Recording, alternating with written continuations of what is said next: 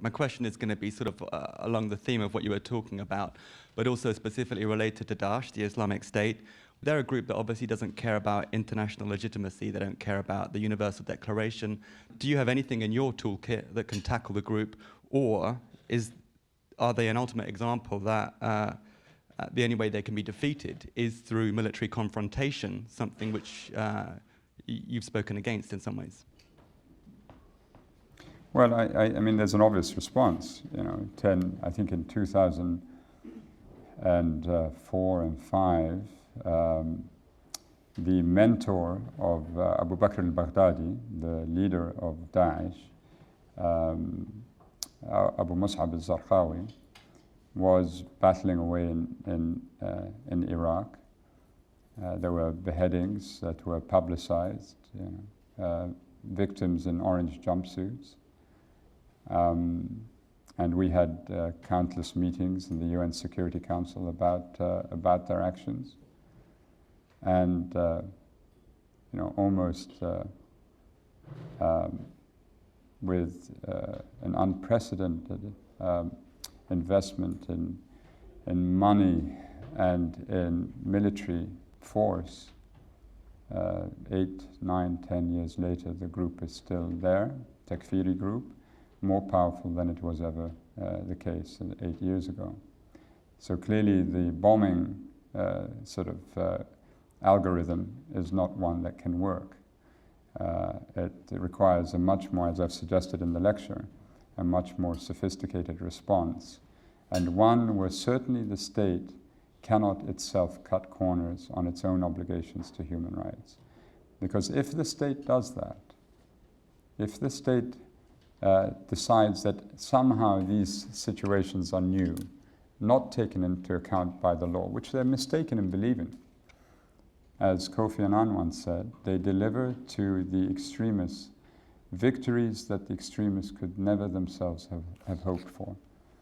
And if you reduce civil society in a country into a hollow shell for fear that they are the mediums through which extremists spread their message, you actually do the extremists a favor, because they too want to get rid of civil society.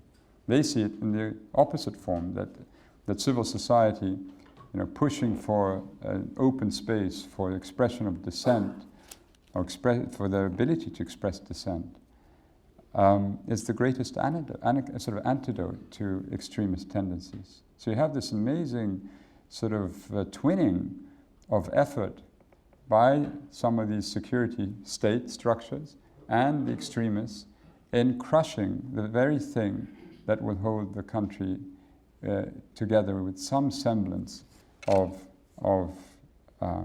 peace in communities at a grassroots level. So I think that's the first response. The second one, do they care? Well, don't forget the Taliban, developed a embraced the Takfiri ideology, again about 10 years ago. And 10 years ago, no one would talk to them, right? No one would speak to them. And that has changed. And the interesting thing is that the Taliban now have prohibited the use of certain weapons.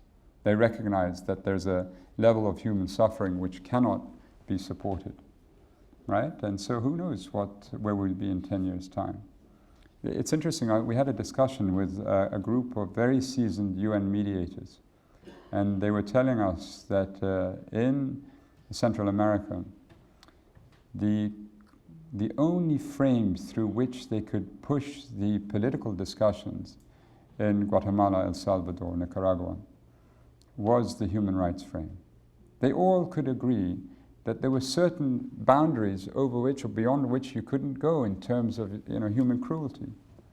And if they could agree on that, they could agree that there was a normative human rights framework that all of us must uphold, then that was the starting point for the discussions that ensued, the political discussions. And so there is also some thinking that needs to be invested in that direction.